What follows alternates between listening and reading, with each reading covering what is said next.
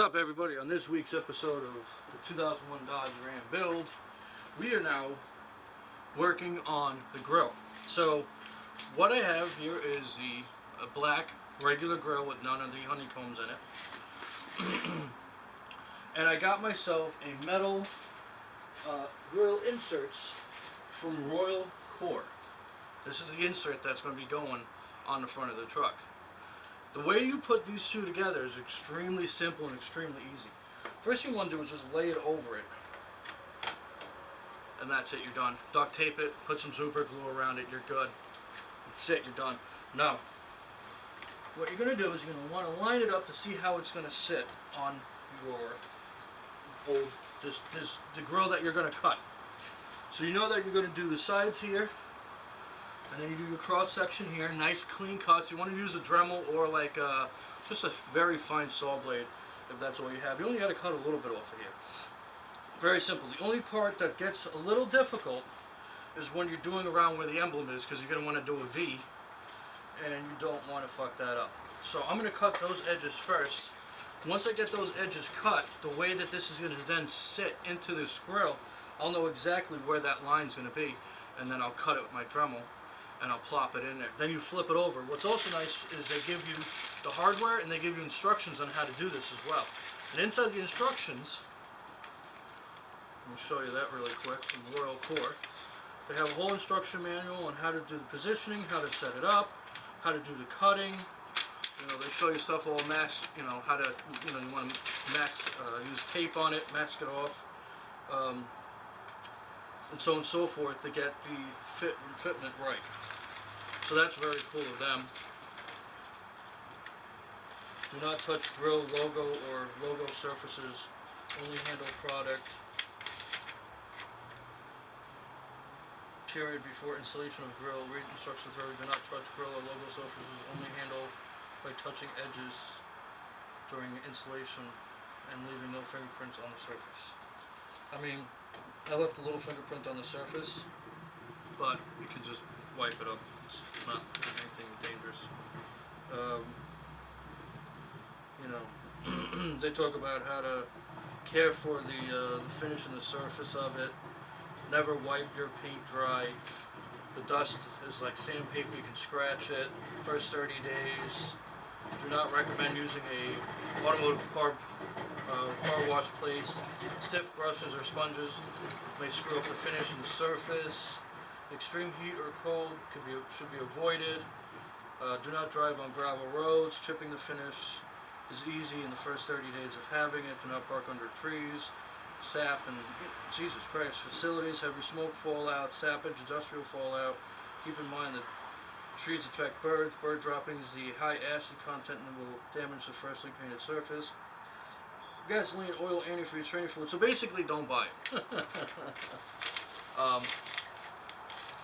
If you're somebody who's buying this for your mall crawler or your garage princess, I would say do not buy this item. It's roughly almost $2,000 just for this metal piece. It's insane.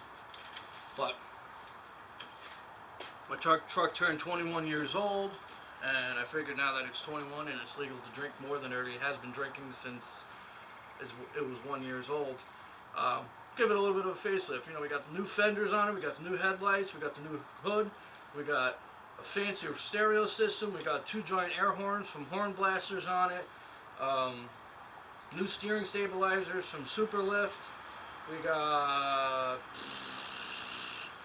I did a whole new exhaust system that's on it. It's going to get scraped and undercoated. I feel like I'm missing like 30 fucking other things. So why not go crazy and get this grill? Now it's cool. It's sent with felt. It's wrapped in felt and bubble wrap in a box with padding. So these guys really give a shit about what they're sending to the customer. I mean, if you're going to spend $2 grand, you want it to come in a nice box. Unlike the way the hood and the fenders came in a box with no bubble wrapping, no cardboard, no protection, no nothing, and those were $500-600 a piece.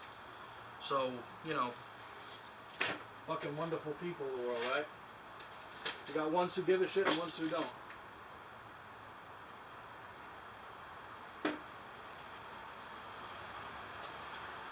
So let's start cutting this bitch, and we'll start putting it in. and you guys will see as time progresses. Let's put this off to the side. Stay. Alright, so the only tool that you're going to need for this activity here, like I said, is some form of power tool, or you can even jump down the road and you get yourself a Dremel. The Dremel I'm going to be using today is a cordless Dremel, which makes your life extremely easy for projects like this.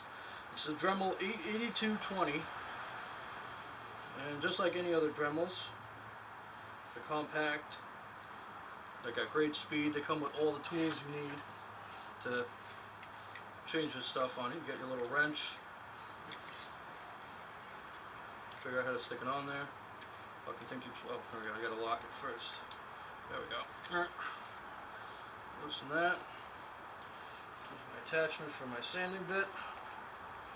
My cutting bit in there.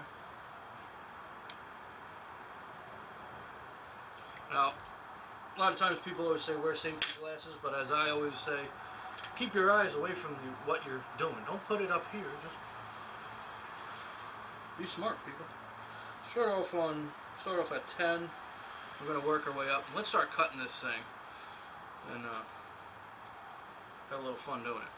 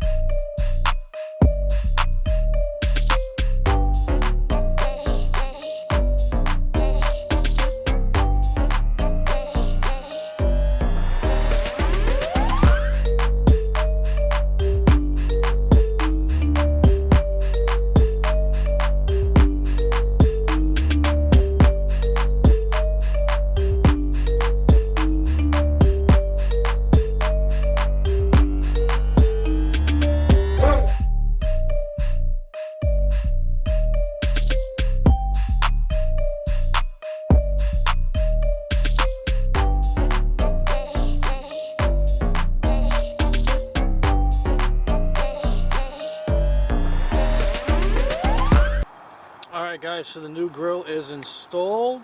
All the bolts and the hardware. I had to run out to the auto parts store because the emblem that goes on here, they didn't have like an adhesive backing for it. So I think I already lost the tube. Nope, here it is. So this was the tube I bought. It was from 3M. It's a plastic emblem trim adhesive. I talked to the parts guy out there that I know, and he was just like, yeah, go for that one because double-sided sticky tape just ain't gonna last long. So I guarantee you he's 100% right. That's it, guys. So that wraps up the end of this episode. I guess you guys can always do like little jokes after the fact, you know, like you might be a redneck if your grill costs more than the value of the vehicle. You might be a redneck if you had to dodge your mortgage payment to pay for a $2,500 grill.